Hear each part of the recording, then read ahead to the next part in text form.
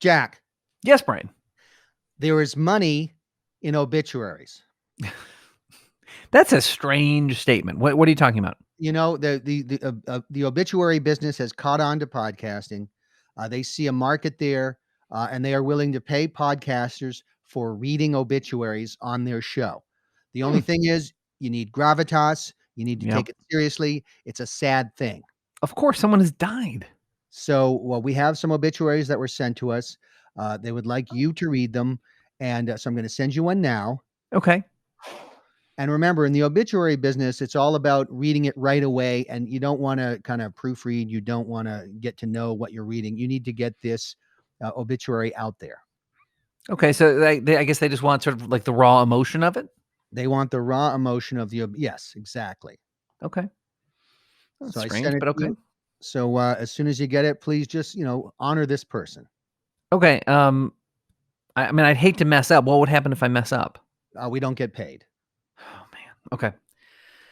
Okay. Okay, I'm ready. I just opened it.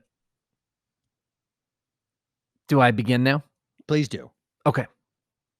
Kevin Durkee died May 8 at his home in Charlotte, North Carolina. He was 89. Durkee was longtime head of the air-to-ground missile development unit at Raytheon. He was responsible for development of the Paveway bomb, Stormbreaker smart weapon, and the AWS-1 Afghan wedding-seeking missile. While somewhat controversial, the Afghan wedding-seeking missile was remarkably effective, dispatching Afghan wedding celebrations with incredible efficiency. The specially designed warhead was capable of penetrating deep into wedding halls and rural mud-roofed residences prior to detonating, maximizing the number of wedding guests neutralized in the engagement. The warhead's top-secret design included the ability to hone in on wedding cakes. Durkee told 60 Minutes correspondent Leslie Stahl that the idea for the AWS-1 came to him after racking up massive legal fees during a third bitter divorce. His ex, Barbara, fought him tooth and nail on everything, eventually getting the house, both cars, and custody of their bloodhounds, Mopey and Cher. I was sitting at a bar, feeling sorry for myself, and it occurred to me that if I could prevent just one marriage, I would be doing far more good for a culture than trying to force democratic ideals upon them. End quote. Durkee explained his idea to stunned bar patrons by smashing his fist into a bowl of peanuts. Durkee will be cremated on Saturday and have his ashes scattered all over Barbara's rug because she hates vacuuming. All right. We're not going to get paid for that one. I mean, I'm sorry. That's just crazy. He's such a hateful son of a gun. I mean, he's a smart guy. He knows how to develop smart, fancy things, doesn't he? Yeah, well, he worked at Raytheon. Yeah. See, I almost stumbled on the word Raytheon because I don't have a chance to read these. I don't know what's coming. It's unfortunate, but there's another obituary. It's on its way through the internet, coming to you now. Okay. I'm sorry to Kevin's family. It's fine. Just please give us gravitas. It's Okay. sad. It's serious. Okay. Thank you. All right. Read it as soon as you get it. Okay. I've opened it. I'm reading it now. Here we go. Evan Mayberry Jr. passed away on Monday at St. Luke's Hospital. He was 98. As a musician in the 1950s, Mayberry set a new precedent for recording artists who couldn't pronounce words. In Mayberry's case, that disability was the result of a childhood spent getting punched in the face an overwhelming number of times. Despite the obstacles that toothlessness presented for singers, Mayberry said that his missing lots of teeth was a badge of honor, and he refused any and all dental work. At the time, being unable to pronounce words was a severe barrier to entry for aspiring musicians. Numerous acts tried and failed to break through, including Tongueless Tim and the Monotones, Shrieky D, and Zhong Wu, who literally stepped off the boat from Shanghai and grabbed a microphone. However, Mayberry's persistence was legendary, and in 1958 he achieved success with his first Billboard 100 single, "See You on Saturday." That was soon followed by other songs that charted, including "Miss You So Much" and "Sorry to Disappoint You." His cover of "Santa Claus is Coming to Town" reached 37th.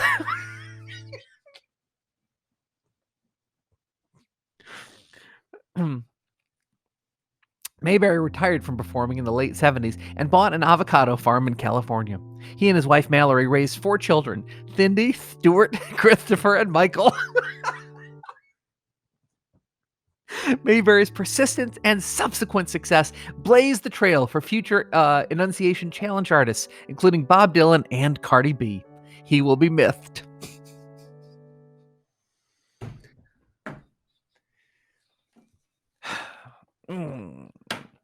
Sometimes it feels like I'm set up to fail in these. These are just obits, Jack, and we're just trying to make some money. All right. Just sent you another one. Okay. I'm sorry. I'm sorry for their loss. He seemed like a wonderful man, a pioneer. It sounds like he and his wife had a great relationship, wonderful family, wonderful. I'm sorry for their loss. Okay. All right, but it's too late. You know, you had your chance to honor his memory, and you skipped the gravitas part. That's what hurts. Okay. All right. Another chance. I just got the third one. I'm opening it up. Here we go. You ready? Okay. I'm gonna nail this one. Gravitas. Here we go. Gravitas. Conway Michaels, 23, was summoned home to be with the angels on Friday after accidentally entering the home of Darren Gundry. Conway loved his girlfriend Nicole and his dog Pansy. He loved football and motocross and getting liquored up to the point where his brain could no longer form memories. Late Friday night, after meeting with friends and drinking many gallons of beer, Conway was reminded of how much he loved Nicole and wanted to be with her as soon as possible. He bid his friends farewell and staggered out of Stumpy's Tavern, eager to proclaim to Nicole his undying love. While making his way home, nature called, and Conway decided that 1833 Mill Street was a bathroom. Upon discovering that what he thought was the bathroom door was locked, he attempted to enter what he thought was the bathroom through the window. After several attempts, he achieved success and entered the premises.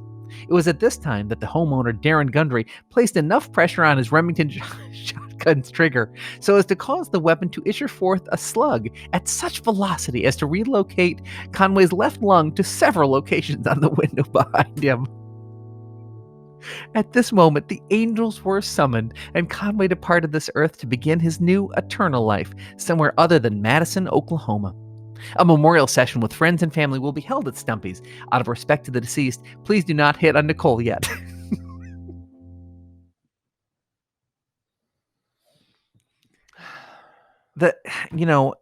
I wanted to do the writing credit because the writing in that was so specific.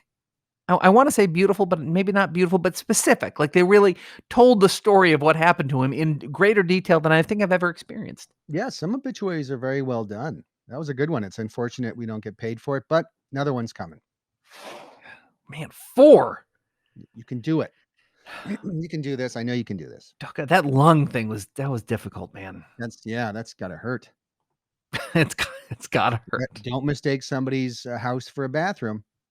Yeah, that's a good lesson. I do tell my kids, especially in home is your castle states. Yeah, exactly right. Okay, I'm ready. I just opened it.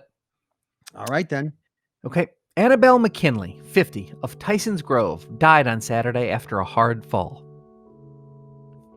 A lifelong Tyson's Grove resident and owner of a local dog grooming business, Annabelle was known to most residents of the town. She still lived in her childhood home, not far from Klein Airport.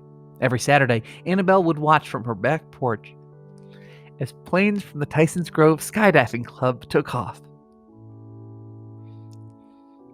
Annabelle would cackle with glee watching the parachutists leap from their planes and slowly descend from the clouds. "I'm going to do that someday," she would tell friends and neighbors. "Someday that will be me up there."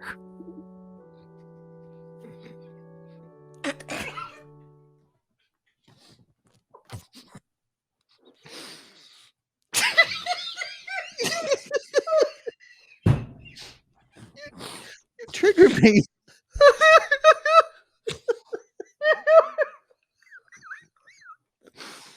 It's the second time I've completely broken. You do this to me. On the occasion of her 50th birthday, Annabelle booked her introductory parachuting session. As a first-timer, she would be jumping tandem with Edgar Weissman, a seasoned parachutist and childhood friend. In the hours prior to her jump, she notified friends and family to look up in the sky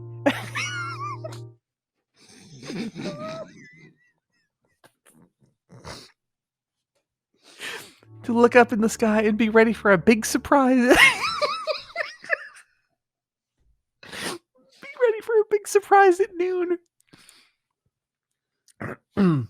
Video from Weiss's GoPro camera shows an excited Annabelle experiencing the greatest thrill of her life.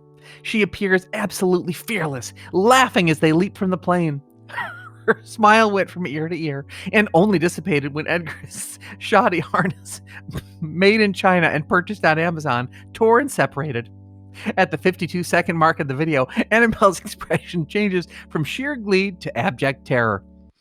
The footage of desperate Edgar Weiss attempting to grab a hold of Annabelle is compelling and heart-wrenching, and unfortunately was uploaded to YouTube. As Annabelle slips from his grasp and to her doom, her shrieking will be seared into the memories of her friends and family for all eternity. Although grateful to have been present when Annabelle was called home to the Lord, 93% of Tyson's Grove residents now suffer from PTSD. A memorial service will be held as soon as she is found. Ed Milton thinks she's somewhere in Hillsdale Forest.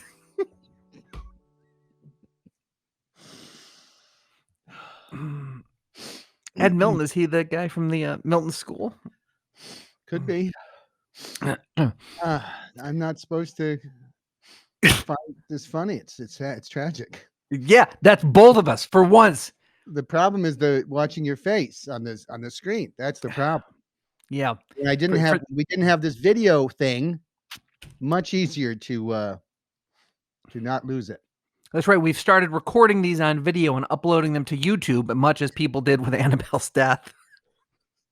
And so you can find our videos online as a different way to enjoy the Questionable Material podcast, some of our highlights of our episodes.